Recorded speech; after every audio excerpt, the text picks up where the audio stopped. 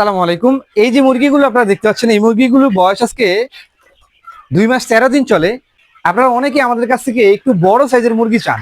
বড় সাইজের মুরগি যারা চান তাদের ক্ষেত্রে কিন্তু আমরা এই মুরগিগুলো রেডি করেছি। তারা চাইলে আমাদের কাছ থেকে খুব সহজে এই মুরগিগুলো সংগ্রহ করতে পারে। আমরা প্রতি 100 পিস মুরগিতে আপনাকে 10 পিস মোরগ, বাকি 90 পিস মুরগি দিব। মনে রাখবেন, আপনি সর্বনিম্ন 50 পিস হলেই কিন্তু ডেলিভারি পাবেন। সারা বাংলাদেশ আপনি হোম ডেলিভারি পাবেন শর্ত সাপেক্ষে। হ্যাঁ, আপনাকে অগ্রিম বুকিং করতে হবে কিনা সেই বিষয়টা নিয়ে অনেকেই দ্বিধাদ্বন্দ্বে থাকেন। আমরা বুকিং সিস্টেমটা ঠিক এইভাবে করি, আপনি যদি আমাদের কাছ থেকে 100 পিস মুরগি সংগ্রহ করেন, আপনি ন্যূনতম আপনার যে ডেলিভারি চার্জটা আসবে অবশ্যই সেটা আপনি বহন করবেন। সেই ডেলিভারি চার্জ থেকে আপনি 200 কিংবা 500 এটা আপনার ইচ্ছা অনুযায়ী আমাদেরকে বিকাশ করলে আমরা কনফার্ম হয়ে সম্ভব হলে ওই দিন নয়তো পরের দিন আমরা যে কোনো ব্যবস্থা করে আপনার সাথে যোগাযোগ করে ডেলিভারিগুলো পাঠিয়ে থাকি।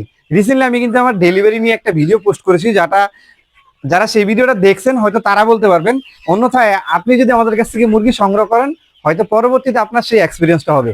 আমি এই খামারটা নিয়ে কথা বলছিলাম। এই খামারটার মধ্যে কিন্তু যে মুরগিগুলো রাখা হয়েছে, মুরগিগুলো কিন্তু সম্পূর্ণ বালির উপরে রাখা হয়েছে। অনেকে আমাদেরকে প্রশ্ন করে থাকেন যে মুরগিকে আমরা কিসের উপরে রাখবো। লিটার বলতে আমরা কোন জিনিসটাকে ব্যবহার করব, বালি না কাঠের গুঁড়ো না ধানের তুষ না অন্য কোনো কিছু। আপনি যেটাই ব্যবহার করেন না কেন, অবশ্যই চেষ্টা করবেন সেটা শীতের সময় অন্তত 4 ইঞ্চি পরিমাণ হতে হবে। আর অন্যথায় গরমের সময় বা বর্ষার যে সময়টা, এখন যে সময়টা চলতেছে, এই সময় চেষ্টা করবেন আপনি 1.5 ইঞ্চি পরিমাণ রাখার জন্য। সো এখানে যে বালিটা ব্যবহার করা হয়েছে, এই বালিটাতে কিন্তু বেশি আপনার নোংরা হয়েছে, এই বিষয়টা কিন্তু সেরকম না।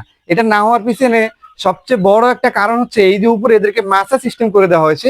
এই মাচার উপর মধ্যেই কিন্তু বেশিরভাগ সময় মুরগিগুলো স্টে করে, এখানে কিন্তু দাঁড়িয়ে থাকে। তো এই কারণটাতেই হচ্ছে এই মুরগিগুলোর নিচে যে লিটারটা রয়েছে সেই লিটারটা খুব সহজেই নষ্ট হয় না। এখানে অ্যামোনিয়া গ্যাস তৈরি হতে পারে না, মুরগিগুলো চোখ দিয়ে পানি পড়ে না। এই রোগগুলো থেকে কিন্তু মুরগিগুলো রক্ষা পেয়ে থাকে।